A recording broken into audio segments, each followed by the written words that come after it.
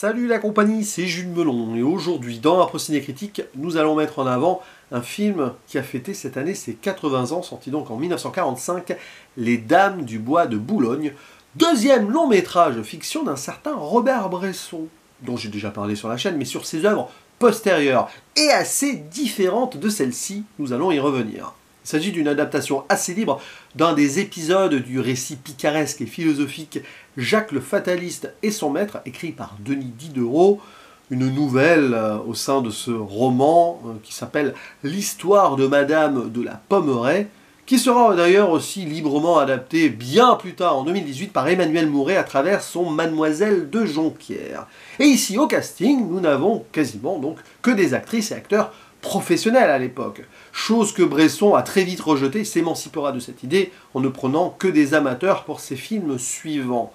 Le rôle principal est donc confié à Maria Cazares, qui a pas mal souffert sur le tournage, les exigences de Bresson étant déjà en opposition avec cette idée de théâtralité et de professionnalisation d'actrices et d'acteurs de cette époque. Cazares qui avait aussi souffert d'ailleurs juste avant dans Les Enfants du Paradis. Pas facile d'être actrice à cette époque, mais pas que.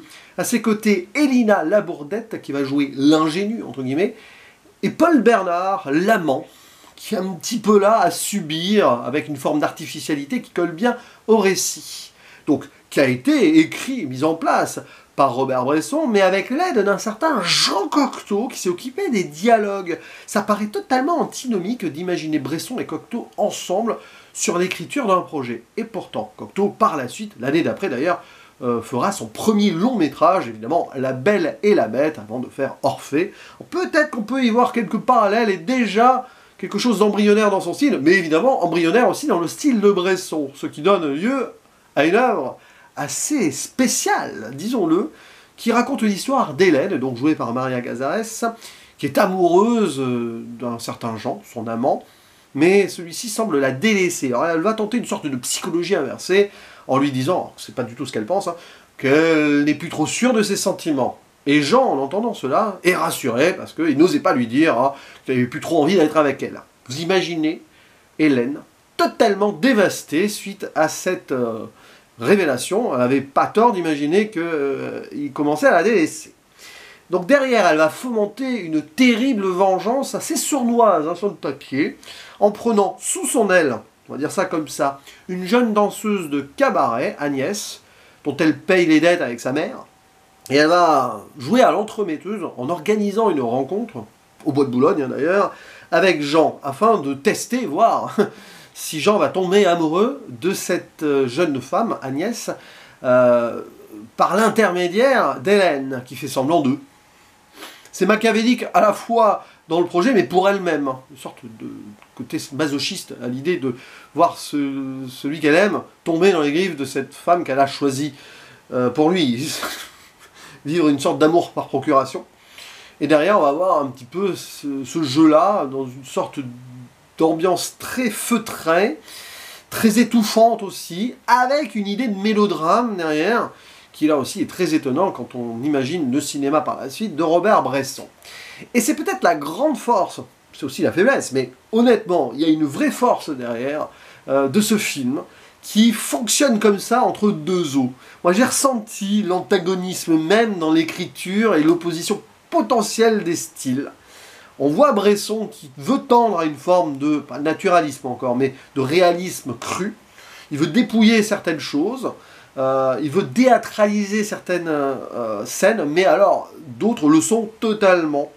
On voit que par les dialogues de Cocteau, forcément, ça fait un petit peu théâtral. Nous sommes ici en présence d'une sorte de conte, si vous voulez, presque une forme de faux conte de fées très réaliste dans certaines choses. D'ailleurs, Cendrillon est mentionné à un moment par un des personnages, et Cocteau a déjà en tête probablement l'idée de faire La Belle et la Bête. Je pense qu'il y a quelque chose là-dessus. L'idée en plus de la théâtralisation globale par l'art, à travers l'art. Ici, le côté de la danse un peu théâtrale, du coup, de la jeune Agnès, et à ces moments de transition comme cela, où on est quand même dans l'écriture d'un scénario, où on voit Hélène réfléchir à certaines choses, et ça se met à l'écran. C'est intéressant parce que des films comme ça révèlent beaucoup de choses. Révèlent déjà des intentions naissantes de Bresson, de son côté, il n'est pas à l'aise tout le temps, et de Cocteau, qui est là et qui impose sa plume. C'est assez fascinant. D'autant plus que par rapport au jeu des actrices et des acteurs, on sent qu'il y a des moments où ça peut être forcé, mais il y a des moments où c'est volontairement en retrait, tant et si bien justement que le personnage de Paul Bernard, l'amant, fait très artificiel, voilà, dans son intention, où il y a presque du non-jeu par moment. Et là, tu as un peu l'impression que Bresson a réussi à prendre possession de cet acteur qui n'a jamais été, on va dire, l'un des grands acteurs de l'époque non plus, mais qui avait fait des films avant et qui en fera par la suite. Alors que pour Maria Casares, c'est beaucoup plus différent. Faut dire que, voilà, comme elle a ce côté machiavélique, où elle écrit le scénario dans le scénario du film, il y a plus de surjeu, entre guillemets, mais on la sent aussi condamnée, et c'est pour ça qu'elle a souffert sur le film, à une forme de rétention de choses. Une scène, par exemple, où elle pleure, elle voulait vraiment, voilà, elle a été forcée à pleurer de façon très stoïque. Et ça a été vraiment une torture pour elle. Elle en est revenue derrière. Hein. Elle a beaucoup critiqué Bresson. Bresson, d'ailleurs, a critiqué le film. Il n'a pas du tout apprécié, avec le recul, le résultat final, et il l'a rejeté. Et pourtant, c'est bien. C'est bien, c'est peut-être pas son meilleur, mais c'est pas forcément plus ancré dans son style. Mais par contre, voilà, c'est passionnant de voir donc cette lutte perpétuelle dans même la confection du film, qui jaillit, rejaillit même sur les personnages. Il y a quand même des choses là-dedans, sur la mise en scène, qui sont fascinantes.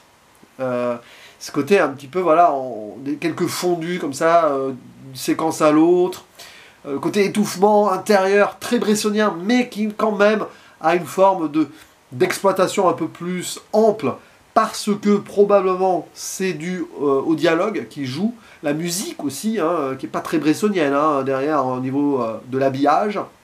Et est-ce que Cocteau a participé à l'écriture? Pas à la mise en scène, hein, ça c'est sûr, mais à l'écriture globale, au-delà des dialogues, je ne sais pas. C'est juste mentionné comme dialoguiste. Mais bon, dans l'idée, peut-être que Bresson a dû s'adapter à cela et malheureusement sortir d'un style qu'il aurait voulu beaucoup plus dépouillé. Et cette contradiction, elle fonctionne aussi avec la confection même du film qui a été tourné. Vraiment, il y a cette idée d'entre-deux perpétuel, là, c'est fascinant, entre l'occupation et la libération. C'est-à-dire qu'il y a une partie qui a été tournée sous l'occupation, ça a été compliqué, ils ont dû interrompre parce qu'il y avait des pannes, des problèmes, voilà, des alertes à la bombe, tout ce que vous voulez. Et finalisé avec une autre équipe technique, en plus, je crois, après la libération, et ça donne lieu aussi à cette dichotomie perpétuelle. Dichotomie aussi dans les thématiques, peut-être, parce que on le sent, le côté Diderot, si vous voulez, déterminisme, qui est assez bressonien aussi. Mais par contre, sur le côté rédemption, qui sera voilà, un des fers de lance du cinéma de Bresson par la suite, là, il n'y en a point. Aucune rédemption possible par rapport à ce que va faire Hélène. Et rédemption par l'amour, c'est pas évident non plus. Même s'il y a cette fin, sur laquelle je ne dirai rien précisément ici, qui elle aussi a, à mon avis, une double interprétation. Hein, sur le choix de quoi? De la résilience, de la mort, de la vie, de l'amour, ou pas. Qui gagne vraiment à la fin? Bonne interrogation. Je pense qu'il y a une ouverture volontaire sur un final qui colle dans le mélodrame cocteauien, là, un peu théâtralisé, et compte aussi, et le côté Bresson, qui tente de ne pas vouloir donner une vraie réponse. Mais en tout cas, c'est passionnant. Et le titre, elle l'est tout autant. Les Dames du Bois de Boulogne. Évidemment, le Bois de Boulogne, ça rappelle un contexte particulier, prostituée et tout. Ce qui était d'ailleurs dans la partie du conte de Diderot à la base, il me semble. Hein. Ici, de prostituée, il n'est pas question. Mais quelque part, Hélène se joue mère maquerelle en choisissant Agnès pour la mettre quasiment de force.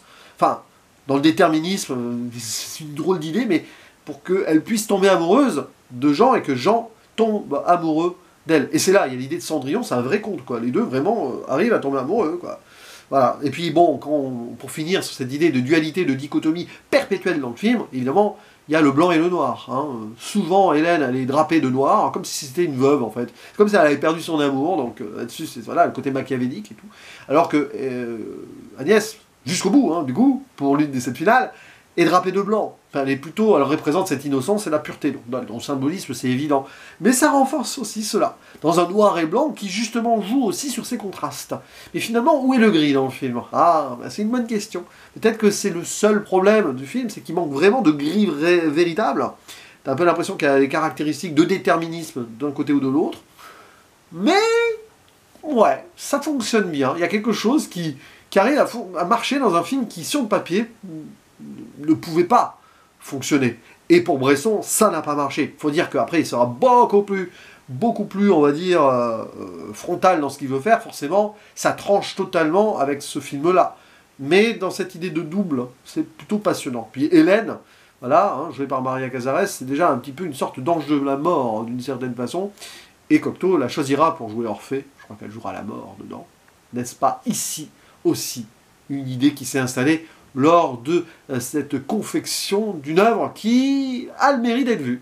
Parce qu'elle est assez fascinante sur pas mal de points, que ce soit pour les fans de Bresson ou pour de Cocteau, voilà, ou pour l'idée de comment imaginer qu'une œuvre puisse ainsi aussi bien fonctionner finalement, malgré des choix et des personnes derrière qui sont assez opposés l'un à l'autre, quand on y pense. N'hésitez pas à dire en commentaire ce que vous pensez des femmes, oui, des dames du Bois de Boulogne, plus précisément, du travail de Cocteau, de Bresson, au sens large si vous voulez, mais bon, on discute au sujet de ce film avant tout, et je vous attends en commentaire. À la prochaine, ciao.